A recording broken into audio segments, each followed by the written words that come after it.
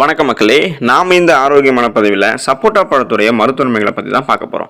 சப்போட்டா பழத்தை அடிக்கடி சாப்பிட்டு வருபவர்களுக்கு குடல் புற்றுநோய் ஏற்படாது. இந்த சப்போட்டா பழத்தில் கால்சியம், பாஸ்பரஸ் சத்துக்கள்லாம் கணிசமான அளவில் இருக்கிறதால எலும்புகளை சப்போட்டா பழம் வலுப்படுத்தும். சப்போட்டா பழத்தோடைய நீங்கள் அதை கூழ் மாதிரி எடுத்துக்கிட்டு அது கூட எலுமிச்சம் பழத்துடைய ஜூஸையும் சேர்த்து குடிச்சிங்கன்னா சளி உங்களுக்கு குணமாகும். சப்போட்டா நீங்கள் அடிக்கடி சாப்பிட்டு வந்தீங்கன்னா உங்களுடைய மேனியை நீங்கள் பளபளப்பாக வச்சுக்கலாம். அதாவது உங்களுடைய சருமத்தை நீங்கள் பளபளப்பாக வச்சுக்கலாம். உங்களுடைய உடலை ஆரோக்கியமாக வைத்துக் கொள்ளலாம்.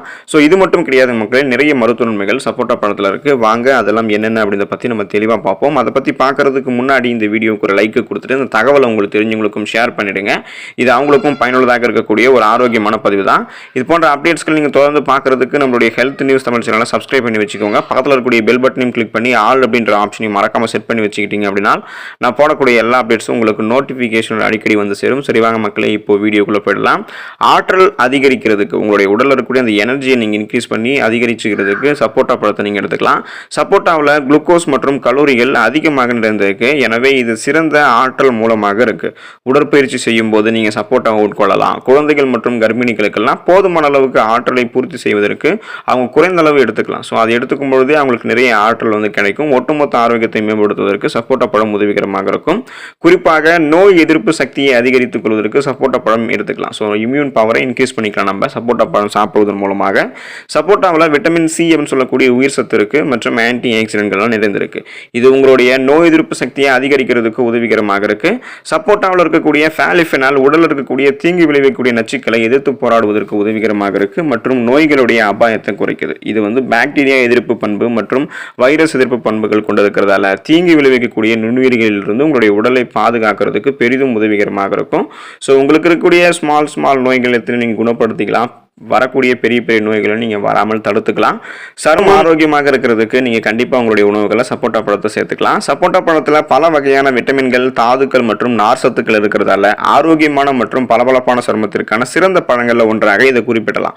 சப்போட்டாவில் இருக்கக்கூடிய விட்டமின் இ சத்து உங்களுடைய சருமத்தை ஈரப்பதமாக வச்சுக்கிறதுக்கு உதவிகரமாக இருக்கும். ஆரோக்கியமான மற்றும் பளபளப்பான சருமத்தை உங்களுக்கு சப்போட்டா பழம் வழங்குகிறது.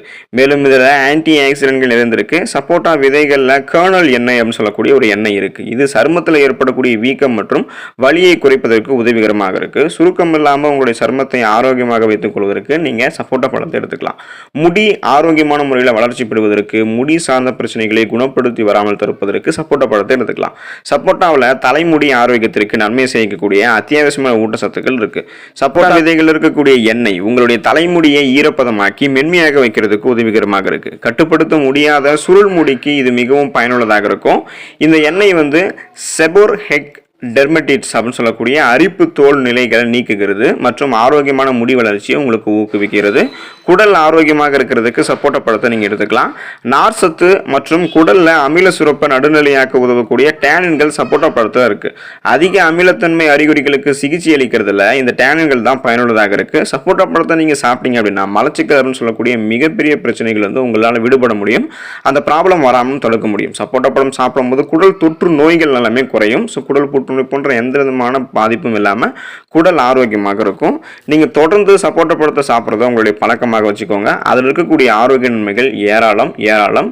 அதை நீங்கள் பெற்று ஆரோக்கியமாக இருங்க, நலமோடு வாழுங்க. அடுத்த ஆரோக்கியமான பதிவில் மறக்காமல் சந்திப்போம். நன்றி மக்களே.